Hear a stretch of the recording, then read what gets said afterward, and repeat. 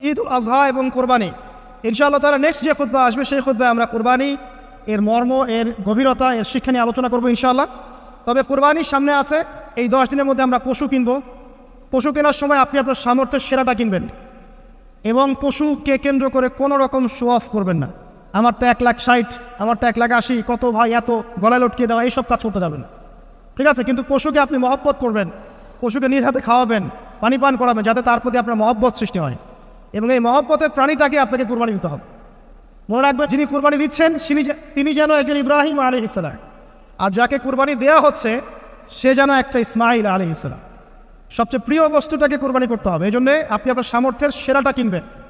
এখানে অনেক মাসআলা আছে, আমি মাসআলাগুলো দিতে যাচ্ছি না। অনেক বড় বড় আলেম ওলামা আছেন, তাদের শরণাপন্ন হয়ে আপনারা এগুলোর মাসআলা নিয়ে নেবেন, ঠিক আছে? তবে আমি একটা বিষয় বলবো, খালি কুরবানিকে কেন্দ্র করে কোনো রকম রিয়া, অহংকার, লোক দেখানো কাজ করতে যান এবং পরিবেশ দূষণ হয় এমন কোনো কাজ করতে যান।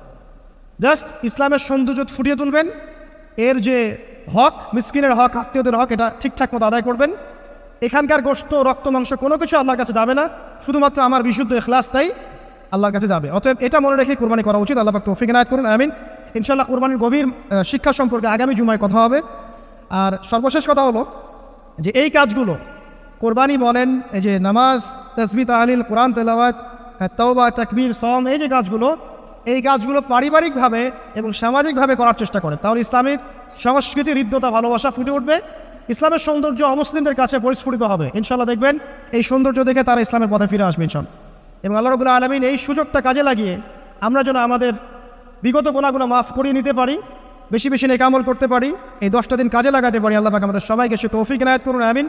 এই 10 দিন কী করবো আমরা? এগুলোর পাশাপাশি বেশি বেশি তাকবীর দিবেন। তাকবীর মানে আল্লাহু আকবার, আল্লাহু আকবার, লা ইলাহা ইল্লাল্লাহ, আল্লাহু আকবার, আল্লাহু আকবার, ওয়ালিল্লাহিল হামদ। সাহাবীদের মধ্যে আবু হুরায়রা রাদিয়াল্লাহু আনহু, আব্দুল্লাহ ইবনে আব্বাস, আব্দুল্লাহ বিন ওমর, এই বিখ্যাত সাহাবীরা যখন এই 10 দিনে উপস্থিত হতেন, তারা বাজারে গেলেও তারা বাজারে গিয়ে তাকবীর দিতেন জোরে জোরে। অন্য সবাই শুনে সবাই তাকবীর দিত, তাহলে সমস্বরে তাকবীর হতো। এই সুন্নাহটা চালু করা যেতে পারে। আল্লাহ পাক আমাদের সবাইকে তাকবীর দেওয়ার তৌফিক দান করুন, আমিন। এরপর এই 10 দিন আমরা বেশি বেশি যে কাজটা করার চেষ্টা করবো সেটা হলো তওবা। বেশি থেকে বেশি তওবা করার চেষ্টা করা উচিত। আর তওবা মানে শুধু আস্তাগফিরুল্লাহ ওয়া আতুবু ইলাইহি পড়া নয়। তওবার দুটো ভাগ আছে। কবিরা গুনার জন্য একরকম তওবা, আর সগীরা গুনাহ এমনি এমনি মাফ হয়ে যায়। সগীরা গুনার জন্য একটা সগীরা গুনাহ হয়েছে, আপনি একটা ভালো কাজ করলেন, আগের গুনাহ মাফ। একটা গুনাহ হয়েছে, আপনি ওযু করলেন, চোখের হাতের সব গুনাহ মাফ।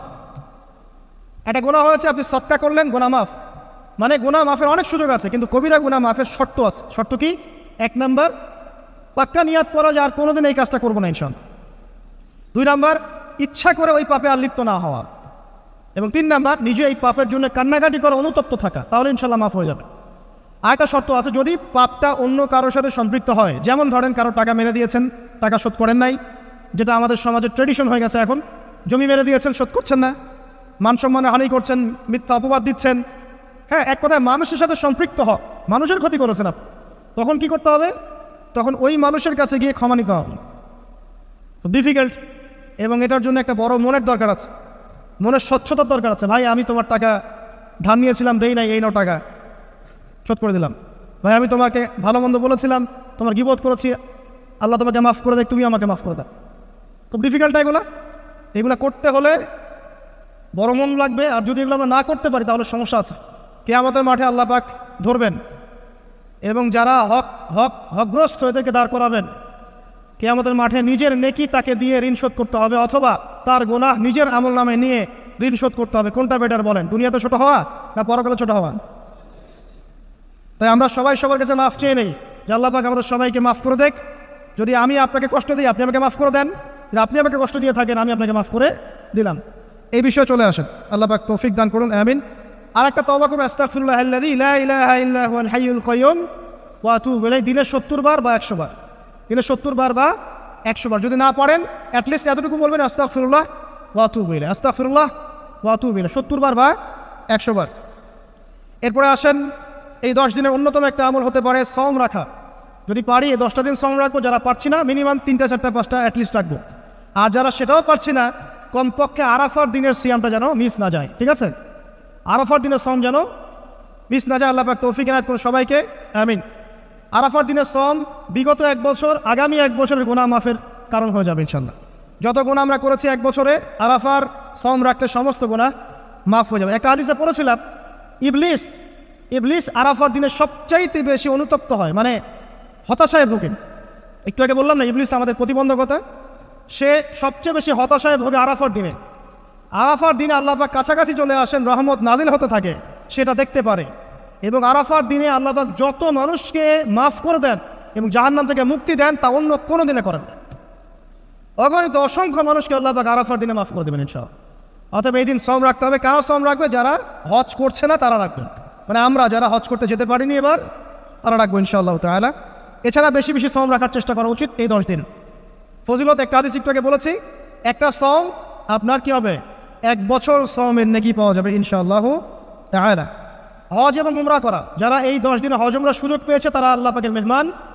আমরা দোয়া করবো আল্লাহ পাক তাদের সবাইকে সুস্থতার সাথে হজ করা তৌফিক দান করুন এবং আমাদেরকেও জীবনে অন্তত একটাবার হলেও মাকবুল হজ করা তৌফিক আল্লাহ পাক দান করুন, আমিন। এবং একটা হাদিস এসেছে, যে ব্যক্তি বিশুদ্ধভাবে হজ করতে পারে, মাকবুল হজ, মাবরুর হজ, সেই ব্যক্তি ওই দিনের মতো নিষ্পাপ হয়ে যাবে যেদিন তার মা তাকে প্রসব করেছিল। আরেকটা কথা বলি, ফজর নামাজের পরে চেষ্টা করেন আধা ঘন্টা থেকে 1 ঘন্টা কোরআন তেলাওয়াত করার জন্য। পারা যাবে ভাই ইনশাআল্লাহ? আবার বলছি, প্রত্যেক হরফে 10 নেকি পাবেন ইনশাআল্লাহ। কোরআন তেলাওয়াত করলে অর্থ না বুঝেও যদি তেলাওয়াত করেন প্রত্যেক হরফে 10 নেকি পাবেন ইনশাআল্লাহ। কিন্তু অর্থ না বুঝলে কোরআনের হক আদায় হয় না। আবারও বুঝ, আমি যা বলেছি সেটা বলতে আমি দ্বিধা করছি না। আমি বলছি কোরআন তেলাওয়াত করলে প্রত্যেক হরফে আপনি 10 নেকি করে পাবেন। বোঝেন আর নাই বোঝেন, তাফসির বোঝেন আর নাই বোঝেন, অর্থ বোঝেন আর নাই বোঝেন, প্রত্যেক হরফে কি পাবেন? 10 নেকি পাবেন। কিন্তু অর্থ না বুঝলে, অনুধাবন না করলে কোরআন নাজিলের মূল হক আদায় হবে না। কোরআন নাজিল হয়েছে তাদাব্বুরের জন্য, গবেষণার জন্য, কোরআন কেন্দ্রিক জীবন করার জন্য। যদি অর্থ না বোঝেন কেমন করে জীবন করবেন? আর যতটুকু বুঝবো আলহামদুলিল্লাহ, যেটা বুঝবো না ওলামায়ে কেরামের কাছে যাবো, জিজ্ঞাসা করবো, জেনে নিব, সিম্পল। আমি তো সব বুঝবো না, আমি তো সব বুঝতে পারবো না। যেটা বুঝবো না আলেমদের